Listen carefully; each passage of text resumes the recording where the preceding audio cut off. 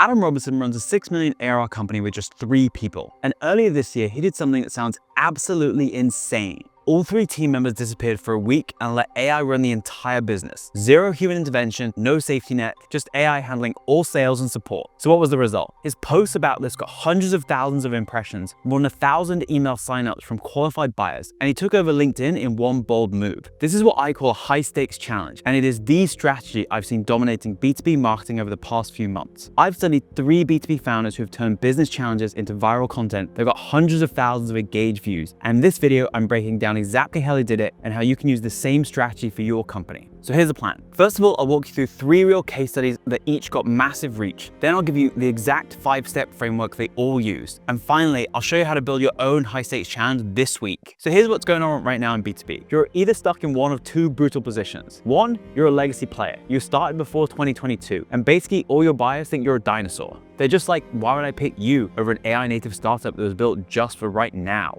And then on the other hand, you have the AI company trap, which is that if you are an AI company, buyers think there are thousands of you. Every week there's a new tool that claims to do what you do, and buyers just can't tell the difference between you and the 10 competitors that launched last month. They basically go for things like vibes and social presence. And here's what's worse. For AI companies, the product isn't even the moat anymore. It's distribution and staying top of mind with your target audience. And this means that the companies that aren't necessarily the ones with the best tech are the ones that everyone knows and talks about. So how do you break through when buyers either think you're outdated or can't tell the difference between you and everyone else? Well, here's what was clear from looking at these 3 examples. They didn't try and win by outspending on things like ads. They just created moments that made them impossible to ignore. They're real life stories with real stakes where your followers genuinely wanted to know what happened next. And so what these companies did is they turned their biggest business risk into the thing that made them the talk of the town. So let me show you exactly how they did it, starting with Adam Robertson's AI takeover. So you already heard the setup. Adam Robertson, who runs a 6 mil ARR business called B2B with 3 employees, bet everything on AI. And the way he did this is what made this so powerful. So Adam wanted to establish himself as an AI thought leader to entrepreneurs. And what better way to do that than setting AI up to run his whole business? Everyone talks about AI, especially on LinkedIn, but no one actually implements it to take over business functions autonomously. He also wanted to just drive more leads to his business, B2B. So here was his play. Basically, he announced that in 6 weeks' time, all 3 of his team members were disappearing for a week. AI was going to run the entire company without any humans involved. And over the next 6 weeks, he then created a content series sharing regular updates on what they were doing to train their AI agents specifically to handle customer support and sales. So here's the magic here. Basically, when you make an announcement like this, it creates loads of curiosity and people want to know what happens next. And so they will just come back and just keep reading your posts. And basically over that next 6 weeks period, he then positioned himself as an authority by providing valuable updates every week to his audience. Founders who want to implement AI in their own business, who's also his ideal customer for his product. And so yeah, the results were great. Like revenue held up at around 6 million, AI accuracy in sales was like 97%, 89% in customer support resolution, and churn stayed steady. So the business didn't fall apart. But honestly, the outcome actually matters less than the build-up. And really this got hundreds of thousands of impressions because people were so excited by the challenge. Then what he did is he turned it into a course where he could collect email addresses from qualified buyers. And I think he even put some paid ad spend on LinkedIn behind his original announcement post because it did so well. What is so brilliant about this is that Adam didn't just write another post about AI replacing teams. He set up a high stakes challenge showing he was serious about it and documented what happened. Because of the stakes, everyone followed along. And that gives you a sense of the commitment that you actually need to break through the noise right now. On to number 2. Listen Labs did the crazy puzzle. So Listen Labs raised 27 million from Sequoia, which is this really famous VC fund, but they really struggled to hire engineers because they were competing with big tech companies like Meta, Apple, who are offering 6, 7, 8, 9-figure packages. So they're in this position where they're like, okay, I need to hire, but how do you attract top AI talent when you're competing with Google and OpenAI? So what most companies would do is they would just post, we're hiring on LinkedIn and hope for the best. But what Alfred and Listen Labs did was something completely different. They put up a cryptic billboard in SF with just HTTPS and 5 number clusters, and 10,000 engineers tried to decode it. They basically set up a challenge. And in their case, it was the Berghain challenge, where you had to design an algorithm for this really selective Berlin nightclub. And the winners got interviews at Listen Labs plus a trip to Berlin. But why is this interesting? Well, basically, they turned their recruiting problem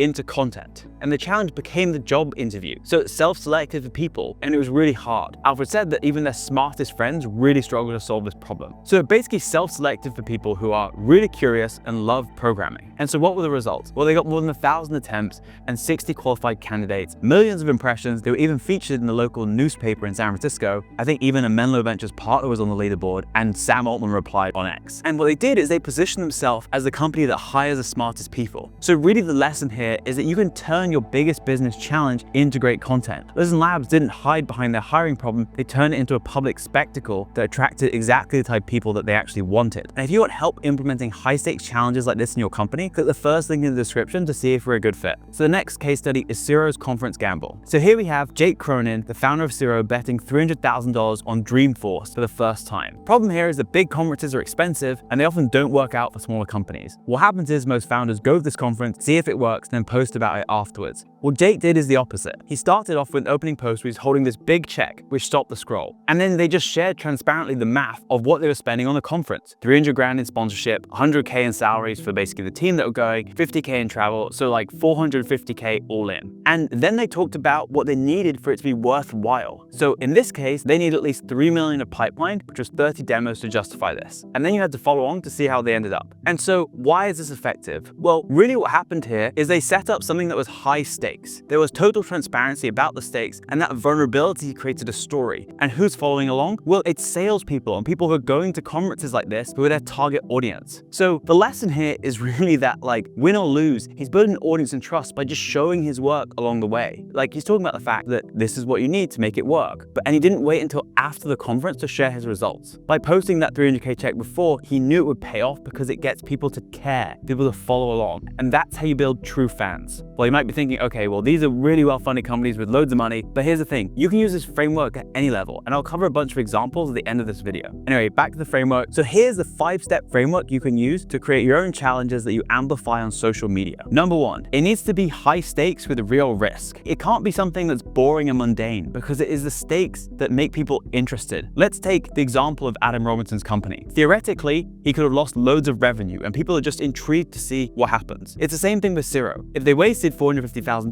looks like they have egg on their face. It looks bad. The reality is your audience just doesn't care about low stakes. So you have to do something that is big enough for people to actually care and then to be curious about the outcome. Okay, so that's step 1. Step 1 is high stakes. Step 2 is the challenge needs to be something that your audience actually cares about. Let's look at these examples. So our B2B is asking if AI can run a business. Who does it attract? Founders. Listen Labs has a technical challenge. Who does that attract? Developers. Ciro is testing if a conference pays off. Who's that attracting? Salespeople, and that's who they sell to. It's not just watching them do something cool, but it's something that's actually relevant to their target audience. Step 3, you need to publicly commit before you know the result. And that's what creates the tension, because if you know it already worked, it's just a case study. If you don't know, it's a story people want to follow along to, because they're curious about the outcome. So you need to post a goal at the start, share progress, and just report good and bad results on the journey. So the 4th part is you need to provide educational value at every step on the way to the goal. So like our B2B, for Adam would post what they were doing to train their AI agent. Listen Labs posted a challenge that made people interested to follow along. And Ciro documented their event strategy and all the steps they took to try and make the event a success. And each update needs to be valuable. You need to show the depth of your thinking, even if the ending isn't known yet. And the 5th part is this whole challenge needs to be time-bound with clear milestones, because it gives people a reason to check back and it trains your audience to follow along. So it could be next week, 23rd of August, 14th, 16th of October. In each of these cases, there was an end point to these challenges. So here are a bunch of specific examples you could use for your B2B company. We're migrating our entire CRM in 30 days instead of 18 months. Follow along, see if we can pull it off. We're testing if we can close enterprise deals with 0 sales calls and just content. We're replacing our entire customer success team with AI for 1 month and documenting everything. We're giving our product free to our competitors' top 20 customers. Let's see what happens. We're cold calling our 100 dream customers in 5 days and sharing every conversation. We're rebuilding our entire sales framework based on one framework. 3 mil pipeline is on the line. And you see, these are just a bunch of examples. You can create way more. And you don't need to raise a 27 million Series A or spend $300,000 on a conference to use this strategy. You just need a real challenge and the courage to make it public, and the commitment to just document it as it happens. Pick your biggest challenge this quarter, the thing you're already working on that scares you a bit, and make a version of it public. Commit to the outcome before you know it'll work and document the process.